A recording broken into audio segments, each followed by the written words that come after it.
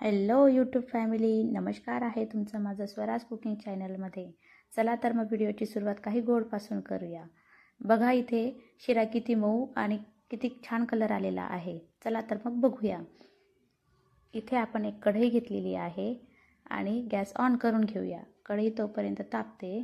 कढई तापून झाली, त्यामध्ये आपण आता साजूक गावरान तूप टाकूया.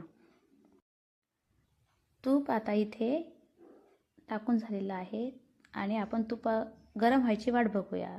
चला तर तूप तापलेलं आहे, त्यामध्ये आता आपण रवा घालूया आणि छान असं कलर येईपर्यंत त्याला मिक्स करून घेऊया.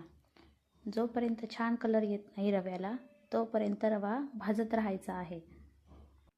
बघा तर मैत्रिणींनो, माझ्या चॅनलवरती ह्या सगळ्या रेसिपीज तुम्हाला गावरान पद्धतीच्या पाहायला मिळणार आहेत आणि ह्या सगळ्या रेसिपीज मी माझ्या आईकडून शिकलेली आहे. चला तर मग अशा प्रकारे छान रव्याला कलर येत आहे. अजून कलर आलेला नाही. जोपर्यंत छान असा तांबडा कलर येत नाही, बघा इथे किती छान कलर आलेला आहे. चला तर मग आता आपण यामध्ये विलायची घालूया. विलायची टाकून झाली, आता त्यामध्ये आपण थोडं खोबरं पण ॲड करायचं आहे. खोबरं मी इथे खिसून घेतलेलं आहे. तुमच्याकडे जी खिसणी असेल त्या खिसणीने तुम्ही खिसून घेऊ शकता. थोडं खोबरं ॲड केलेलं आहे. त्यासोबतच काजू, बदाम, मला जास्त बदाम वगैरे आवडत नाही, त्यामुळे मी बदाम स्किप केलेले आहेत. तुमच्या आवडीनुसार तुम्ही ड्रायफ्रूट्स टाकू शकतात. चला तर मग इथे आपण मिक्स करून घेऊया. थोडं मी अर्धा कप दूध घेतलेलं आहे. ते दूध इथे मी मिक्स केलेलं आहे आणि आपण छान असं त्याला परतून घेऊ. मग त्यामध्ये थोडं पाणी ॲड करायचं. पाणी मी इथे 1 ते 1.5 ग्लास घेतलेलं आहे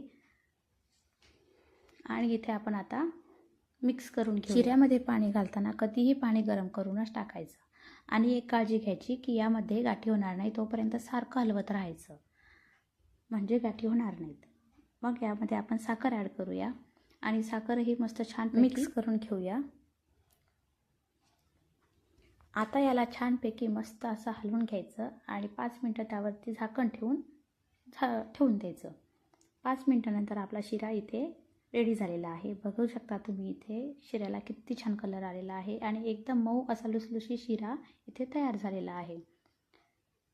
चला तर मग सर्व करून घेऊया. इथे टेस्टी असा छान शिरा रेडी झालेला आहे.